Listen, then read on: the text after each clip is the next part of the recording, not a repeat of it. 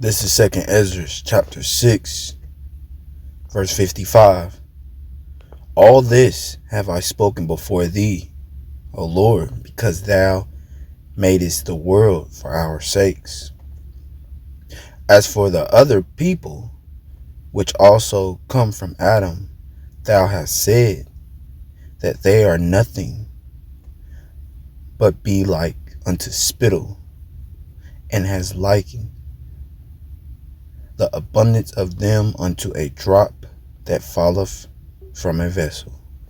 Alright, I want to start off by giving all praises to Yahweh, Bahashem, Yahweh Shai, Bahashem, Rakakadash. Give double honors to the apostles of Great Millstone who taught us this truth. Also give peace and blessings to your elect out there is pushing this truth to the four corners of the globe. Also shalom to you Akwaf and Akim that are coming back to the true names of Yahweh, Yahweh Shai, and repenting and renewing your mind daily. Alright, so getting into it, this is really a part 2 of the last video I made. So the last video went into how the Lord chose Israel. Salvation is for Israel. The new bodies, the glorified states of those new bodies are, the statutes, laws, and commandments that are going to be downloaded into the inward parts of the Israelites. We understand that the Israelites are not going to be like the other nations or the other people of the nations. Israel is going to be glorified. Israel is going to be redeemed back into the our higher stature. Scriptures say, roughly paraphrasing it, I believe it's in either Zechariah or Zephaniah, probably Zechariah, but the Lord's going to give us fame, right? He's going to make us renowned again, right? So, you look at this Second Ezra 6 and 55, the world was made for our sakes. And then 56 goes into how the Lord cares nothing about these other nations, right?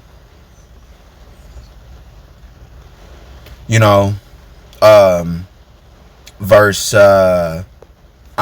that's hard to conceive, or for you modern day Christians to understand. Why? Because verse 57 answers that, and it says, and now, O Lord, behold, these heathen which have ever been reputed as nothing have began to be our lords over us and to devour us. So these heathen are ruling over us, and through that, through Stockholm syndrome, our people think that they think that what Esau says goes, and that's for an example, an Israelite will go through seminary school and be taught a Christianity doctrine to be taught to the other people.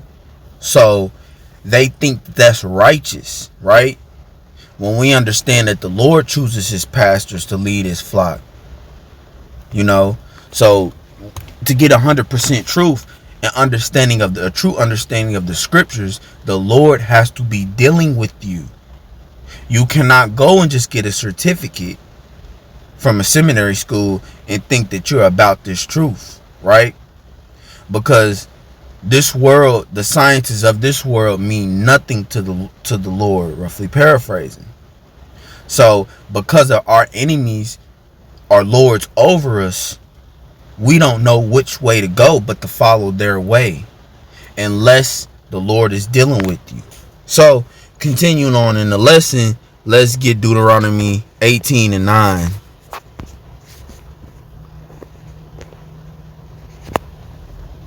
And it reads, when thou art come unto the land which the Lord thy power given thee, thou shalt not learn to do after the abominations of the nations, right? So that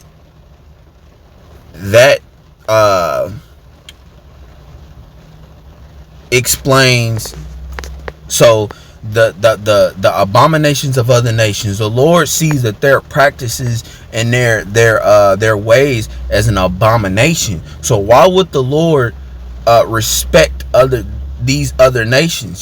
So when we came out of Israel to make it to the land of Canaan, there was pit stops. We had to stop places. So the Lord was saying at the time, when you go to these other nations, do not learn their ways.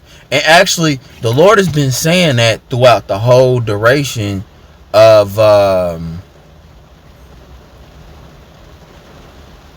Salaki.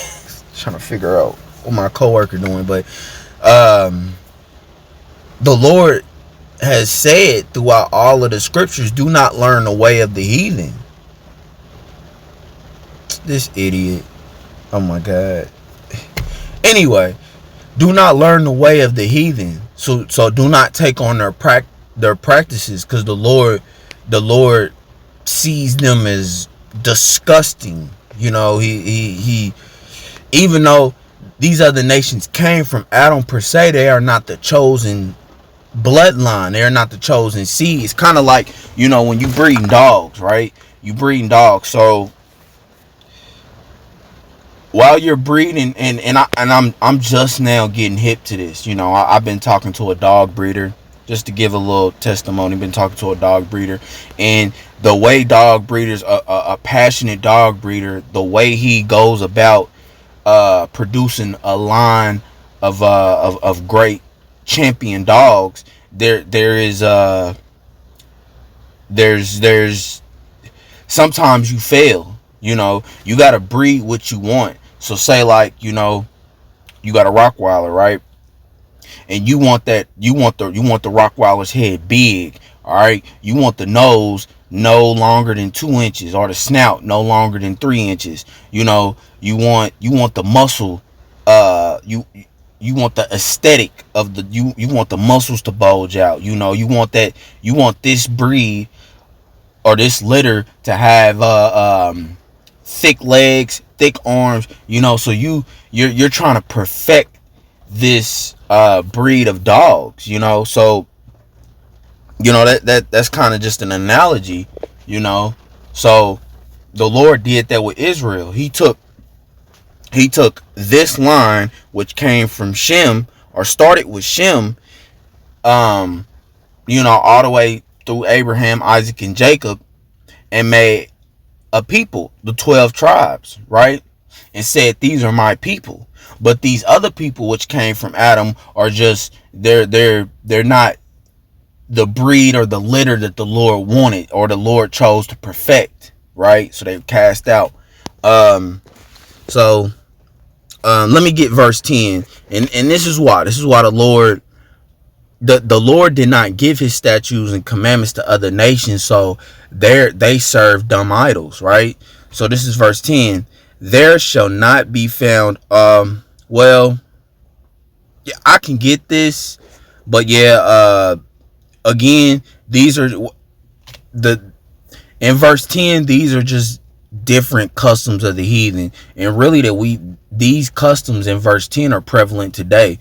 But let me just read it. There shall not be found among you any one that maketh his son or his daughter to pass through the fire, or that use divination, or an observer of times, or an enchanter, or a witch, or a charmer, or a counselor of familiar spirits, or a wizard, or a necromancer. So let me get verse 12 too.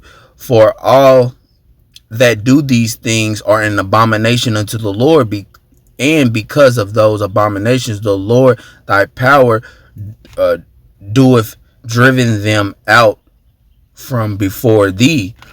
So these, being a wizard, or trying to contact familiar spirits, or a necromancer, or an enchanter, a witch, observer of times, divination, or when you send your sons and daughters through the fire of Moloch, pretty much you're sacrificing your children to Moloch. These are idols, and all of these things are prevalent in America. That's what's so and people are oblivious to it. But these practices still go on today. Matter of fact, in America, they go on at an all-time high. Even though it's not out in the open, now it kind of is out in the open. If you got eyes to see, you can, you know, you go to these concerts, or, you know, you see these rituals, you see these things, you look at these artists, you know, you hear about the Bohemian Grove, you know, so if you paying attention, these things are going on, and they're not really hidden anymore. Now, 15 years ago or 10 years ago, they were more hidden, you know, or more subconscious. You know, you had to really, really look. Now, when you watch a movie, you see these things in the movies more than ever. You know, you see the number 6 at every movie I watch. I see the number 6 throughout the whole entire movie. Somewhere they put that number in, whether it's 42, whether it's 23, or just 6, or if it's a 9.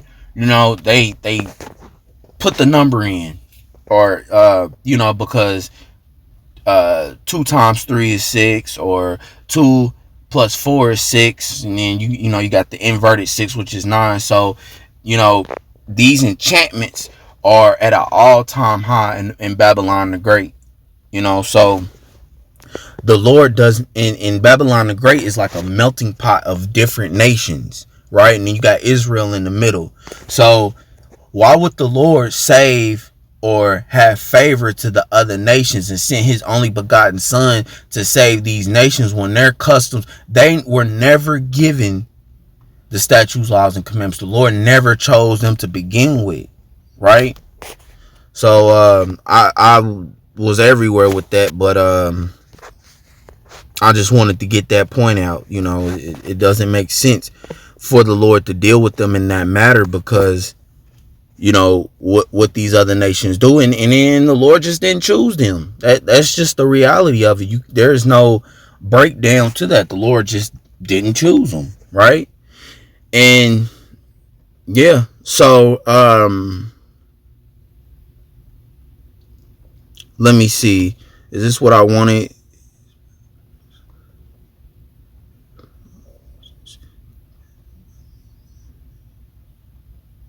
Okay. Yeah. I guess I can throw this in. This is Psalms 18:10. It says, all nations compass me about, but in the name of the Lord I will destroy them. They compassed me about, yea, they compass me about, but in the name of the Lord I will destroy them. You know, so if the Lord loves these other nations, why is he saying, he said it twice, I will destroy them in the name of the Lord? You know, I think this is a Psalm of David. So, and we know that David conquered the other nations, you know, but this applies today as well, because the Lord's going to destroy these other nations. When Yahushua comes back and reigns, he's going to take the heads of the kings of the earth. He's going to take reigns over the whole earth. And some of these other nations are at the top, not just Esau.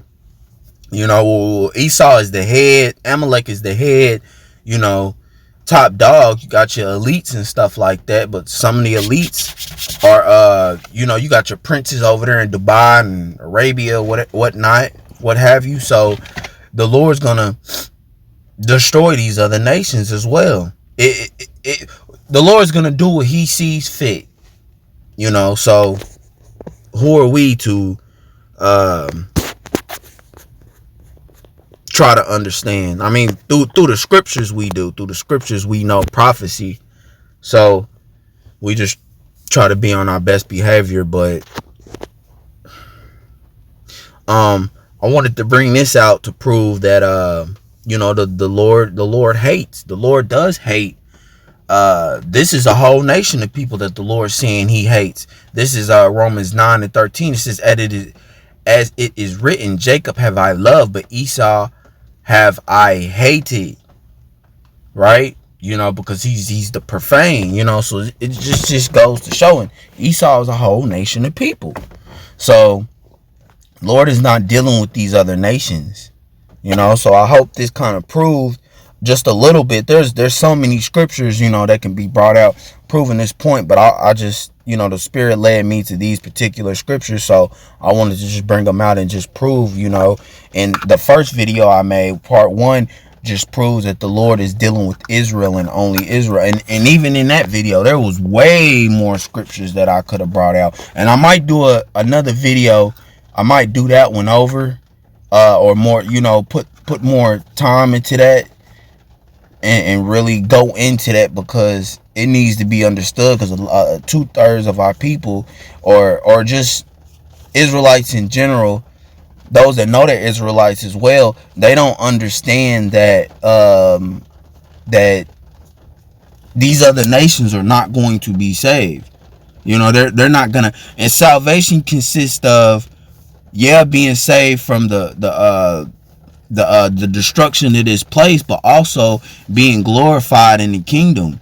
You know, having rank and stature in the kingdom. So, yeah, I'm gonna do another video, Lord willing, and really dive into that, because, you know, our people need to understand. They need to get off this Esau could be saved. You know, that's a big controversy right now, that we have to revisit this same topic. We have to revisit these same talking points over and over again, you know, because our people are not getting it. And with it, what happens is, or what you see really, is a lack of reading and studying. You know, so that's what you see. You know, people are not reading. If you're reading the scriptures, they're well, first of all, pray before you read the scriptures, right? Pray in the names of Yahweh, Yahweh Shai, right? You have to know the names first, right? Pray, you know, ask the Lord to put the spirit of understanding inside of you, so you can grasp what these scriptures are saying, you know, so the Lord can be dealing with you. And then when that happens, study, read, precept upon precept, line upon line, here a little, there a little, you know, because these scriptures is like a puzzle that you have to put together. But if the Lord is dealing with you, and the Spirit is dealing with you, it'll naturally happen on its own. You don't have to really, you know, oh, okay, this lines up with this is saying the same thing, you know. Cross-reference, you know, write things down. One of the brothers in the camp, one of the officers in the camp, Wise brothers Wise, he always says, and I will never forget this: if you care about something, you'll write it down. Instead of just putting it in your phone, making notes in your phone, you'll write it down. You know, when you're in this truth, you should have booklets of notes. You should have a mountain of notes. You have to take notes. You know, I'm really getting off topic, but I'm trying to beat the point in. You know, you have to study every day. This is not just 2 times a week. You have to study every day. But with that, I hope this lesson was edifying. Again, I'm gonna do another video going on to salvation in Israel. But with that, I hope this lesson was I want to give all praise to Yahweh Bashem, Yahweh Shalom, to the next Shalom.